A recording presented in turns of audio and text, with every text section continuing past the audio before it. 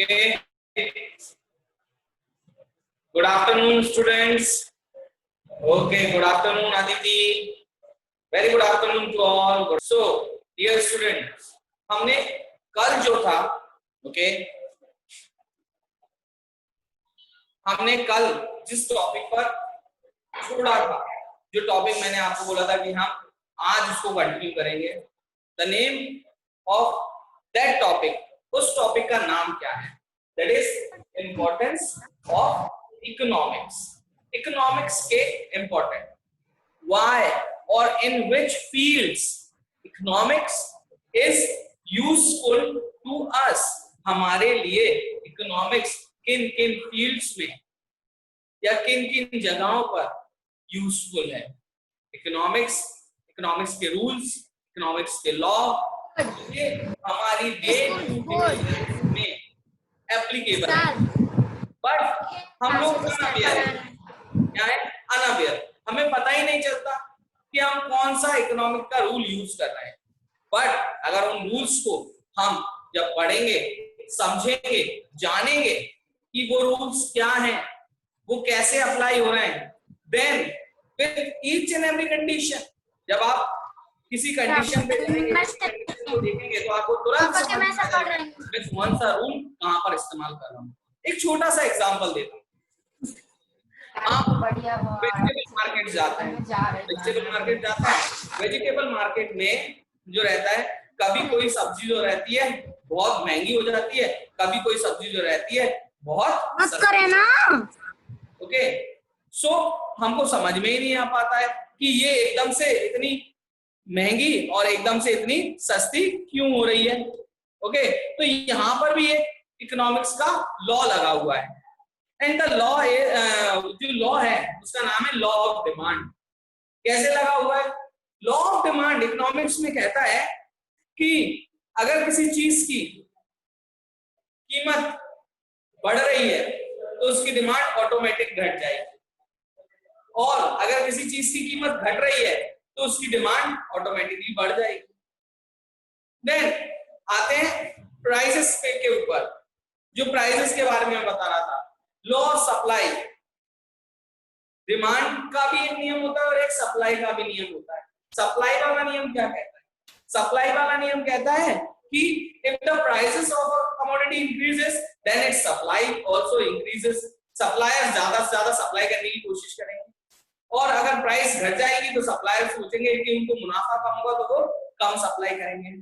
इस तरीके से हमारी डे टू डे लाइफ में बहुत सारी चीजें ऐसी हैं, होती हैं, जिनको हम रोज फील कर रहे हैं, महसूस कर रहे हैं, बट हमें समझ में नहीं आता है कैसे, क्यों, उनमें कौन से रूल्स लगे हुए हैं.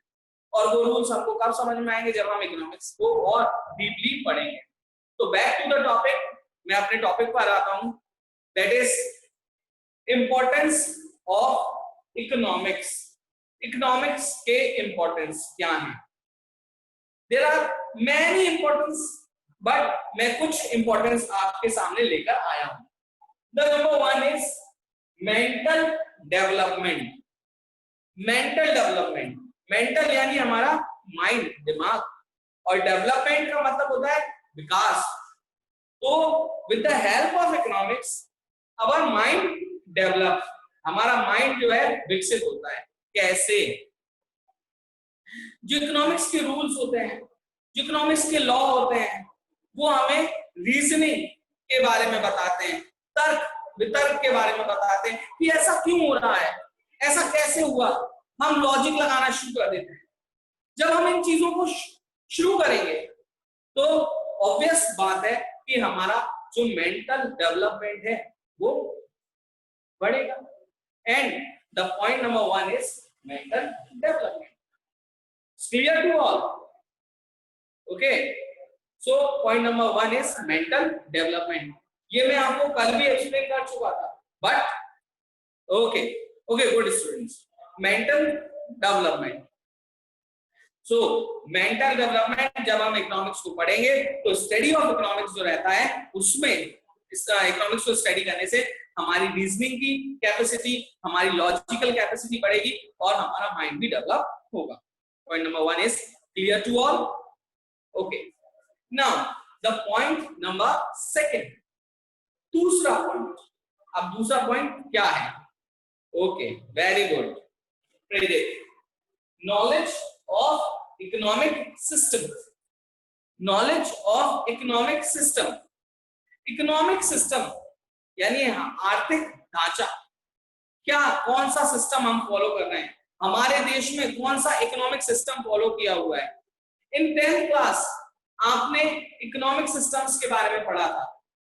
There are 3 types of economic system on the basis of control. Economy को 3 तरीके से, very good predict, mix economy. Now listen to me. यहां पर हमने देखा था कि सॉरी इन 10th क्लास हमने पढ़ा था कि on the basis of control economy को जो है 3 तरीके से बांटा गया हुआ है. Number 1 is capitalist economy, number 2 is socialist economy and the number 3 is mixed economy. अब the economy where the resources are owned and controlled by the private individuals और the market forces is called capitalist economy. Then the economy in which the resources are owned and controlled by the government is called socialist economy. उसको कौन सी economy कहा जाता है? Socialist economy. And the economy where the resources are owned and controlled by both, that is government as well as the market forces or by the private individual, is called mixed economic system. Now अब ये चीजें पढ़ने पर और हम देखेंगे कि हमारी इकोनॉमी में किस चीज का दबदबा है, तो हमें क्या पता चल जाता है किसके बारे में, कि हम किस टाइप की इकोनॉमिक सिस्टम में हैं, हमें किस तरीके के रूल्स फॉलो करने पड़ेंगे. And we are able to know about the economic system into which we are prevailing. Okay, so point number 2 is knowledge of economic system. Knowledge of economic system, with the help of economics हमको पता चल जाता है कि हम किस type के economic system में रह रहे हैं और हमें किस तरीके की चीजों को फॉलो करना पड़ेगा. होप आप लोगों को सेकंड पॉइंट समझ में आया होगा. ओके,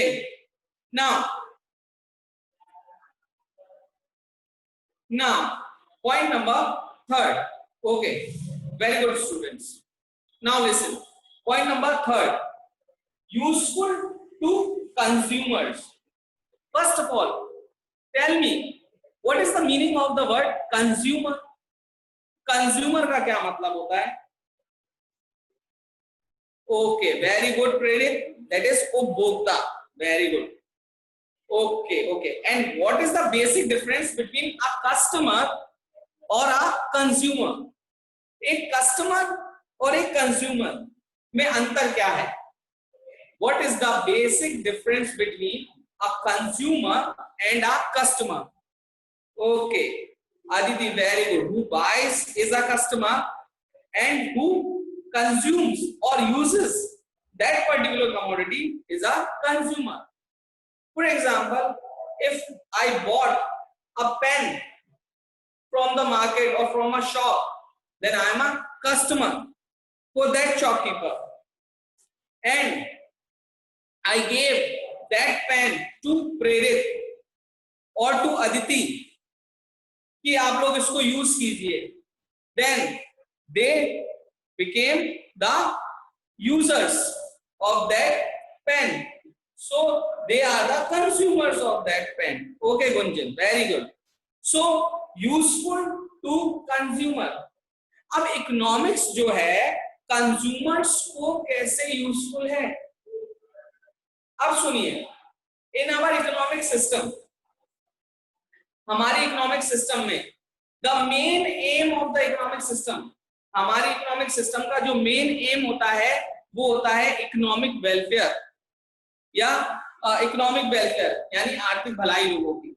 ओके, और to provide maximum satisfaction to the customer, customers को मैक्सिमम से मैक्सिमम सेटिस्फाई किया जा सके. सॉरी, कैसे? हमेशा याद रखिए, ऐसा कस्टमर, ऐसा कंज्यूमर, हमारे पास लिमिटेड इनकम है, क्या है, लिमिटेड इनकम। हमारे पास लिमिटेड इनकम है और हम उस लिमिटेड इनकम का इस्तेमाल करके मैक्सिमम सेटिस्फिकेशन हासिल करना चाहते हैं, ज्यादा से ज्यादा सेटिस्फिकेशन हासिल करना चाहते हैं। तो इकोनॉमिक्स में ऐसे तरीके बताए गए हुए, ऐसे रूल्स डेवलप किए गए हुए जिनसे हमें समझ में आए कि हम कैसे हमारी लिमिटेड इनकम को खर्च कर मैक्सिमम सेटिस्फिकेशन हासिल कर सकते हैं। Okay, point number 3 is clear to all. Now the point number 4, useful to businessman. Useful to businessman. How? Businessman को कैसे यूजफुल होगा इकोनॉमिक्स? बिजनेसमैन को ऐसे यूजफुल होगा, बिजनेसमैन को जो इकोनॉमिक्स में रूल्स बनाए हुए हैं, लॉ बनाए हुए हैं, उन रूल्स उन लॉ से उसको पता चलेगा कि हमें किस तरीके का, okay, in the field of money भी, ओके, गुड प्रेरित। तो हमें हमें नहीं, सॉरी, बिजनेसमैन को पता चलेगा कि किस तरीके का मुझे प्रोडक्ट बनाना है, कैसा प्रोडक्ट बनाना है जिससे कि मैं ज्यादा से ज्यादा कंज्यूमर्स को अट्रैक्ट कर सकूं। एक जो मार्केट है, जिस मार्केट में मैं काम कर रहा हूं, मैं बिजनेस कर रहा हूं, उस मार्केट का मैं ज्यादा से ज्यादा शेयर कैसे कैप्चर कर सकूं। ओके, तो in this way economics is useful to businessman. इस तरीके से ये जो इकोनॉमिक्स है वो बिजनेसमैन को भी यूजफुल है। Now the last but not the least point, that is educate citizens. अब इकोनॉमिक्स जो है वो सिटीजन्स को एजुकेट भी करती है। How? Will anyone please, okay, बताएं अगर किसी के पास भी कोई जवाब हो। How economics helps to educate citizens? कैसे? Anyone?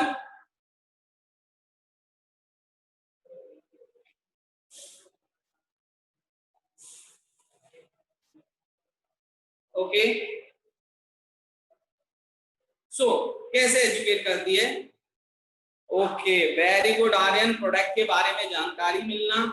ओके, जब हम जो रहता है वेरियस इकोनॉमिक प्रिंसिपल्स के बारे में पढ़ते हैं, रूल्स के बारे में पढ़ते हैं, रेगुलेशंस के बारे में पढ़ते हैं, तो we are getting educated.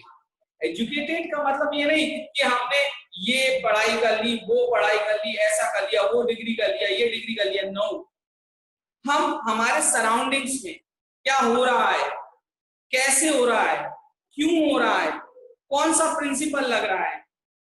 Okay, educate about working of economy. Very good, Aditi. Then knowledge of products. Good, Sumit.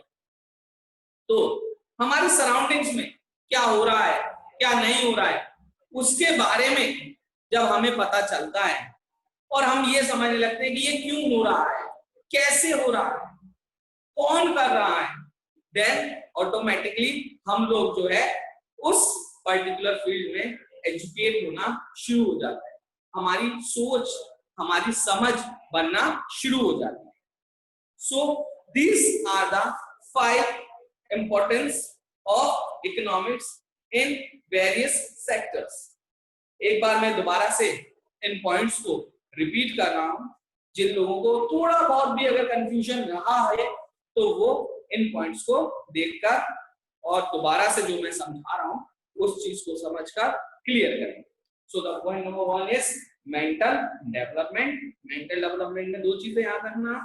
Economics के रूल्स, रेगुलेशंस, प्रिंसिपल्स, लॉ हमारे अंदर रीजनिंग की कैपेसिटी और लॉजिकल कैपेसिटी को डेवलप करते हैं, बाय विच हमारा mental development होता है।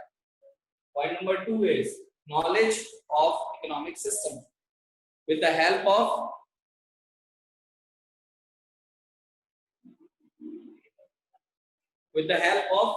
इकोनॉमिक्स। हम जिस इकोनॉमिक सिस्टम में रहते हैं उस इकोनॉमिक सिस्टम की नॉलेज को हासिल कर पाते हैं। Okay, then the third one, point number 3 is useful to consumers. Useful to consumers का मतलब होता है यूजफुल टू कंज्यूमर का मतलब होता है कि हाँ ये कस्टमर्स को कैसे यूजफुल है। ओके, देन यूज कैसे कस्टमर्स को पता चल जाता है कि विद यहाँ जो चीजें हम परचेज कर रहे हैं हमें मैक्सिमम सेटिस्फिकेशन कैसे मिलेगा। Then useful to businessman, useful to businessman, जो बिजनेसमैन हैं उनको पता चल जाता है कि हम with the help of economics कि हमको कौन सा प्रोडक्ट प्रोड्यूस करना है, कैसे प्रोडक्ट को डिजाइन करना है, मार्केट क्या कह रहा है हमारे प्रोडक्ट के बारे में, हमारा कितना होल्ड है मार्केट में, कितने लोग हमारे प्रोडक्ट को फेवर कर रहे हैं, कितने लोग हमारे प्रोडक्ट की यूज कर रहे हैं, ब्ला ब्ला ब्ला। मतलब बहुत सारी चीजें होती है। जब हम डिटेल्स में जाएंगे तो हर एक सेक्टर के लिए एक रूल, एक पूरा अलग टॉपिक है जो उस सेक्टर से डील कर रहा है। Then educate citizens, educate citizens का मतलब होता है जो इकोनॉमिक्स होती है, इकोनॉमिक्स के जो वेरियस प्रिंसिपल्स होते हैं, रूल्स होते हैं, लॉज होते हैं, वो हमारे सिटीजन्स को एजुकेट करने में मदद करते हैं। कैसे एजुकेट करने में मदद करते हैं? With the help of these rules we are able to understand about the surroundings। हम हमारे आसपास में जो भी चीजें हो रही है, जो भी गतिविधियां हो रही है, कौन सी गतिविधियां, दैट इज आर्थिक गतिविधियां, इकोनॉमिक एक्टिविटीज हो रही हैं, उनके बारे में हमें समझ में आने लगता है and we are getting educated. तो these are the importance of economics. वो आप लोगों को समझ में आए होंगे। Okay, now the next topic, the next topic is activities। okay, very good students, our next topic is economic activities। what do you mean by economic activities? economic activities क्या हैं? okay, so the activities of a man performed with a view, performed with a view to earning wealth, क्या करेगा? Wealth को earn करने के लिए are called economic activities. उनको हम क्या कहते हैं? Economic activities. Now listen, economic activities क्या है? Economic activities are the activities which are performed by a man for earning wealth.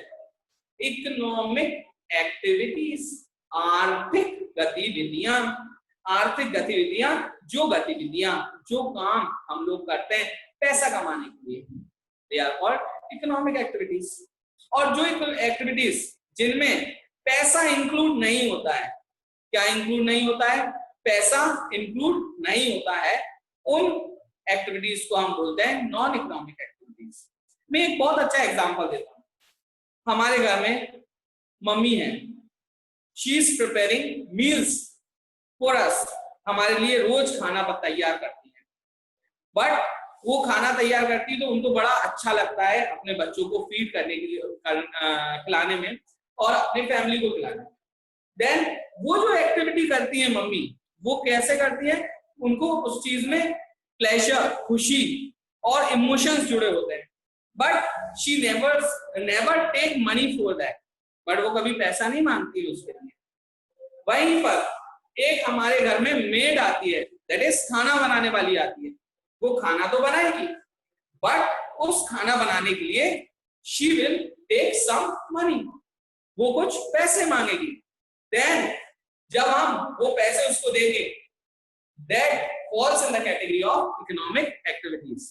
So in simple and sweet way में अगर देखा जाए, इकोनॉमिक एक्टिविटीज और non economic activities, the activities which are concerned with wealth are called economic activities, and the activities which are not concerned with wealth, जो activities किससे concern नहीं कर रही हैं? वेल्थ से कंसर्न नहीं कर रही हैं, उन एक्टिविटीज को हम नॉन इकोनॉमिक एक्टिविटीज कहते हैं। ओके, वो आप सभी लोगों को समझ में आया होगा। ओके, आज का टॉपिक हम यहीं पर वाइंड अप करते हैं। ओके स्टूडेंट्स, कल हम सेम टॉपिक के साथ पढ़ाई करेंगे। अगला टॉपिक, इसके बीच में मैं आपको कुछ डिफरेंसेस बताऊंगा। ओके, नाउ द 9th ये मीटिंग में एंड कर रहा हूं। Okay students, bye.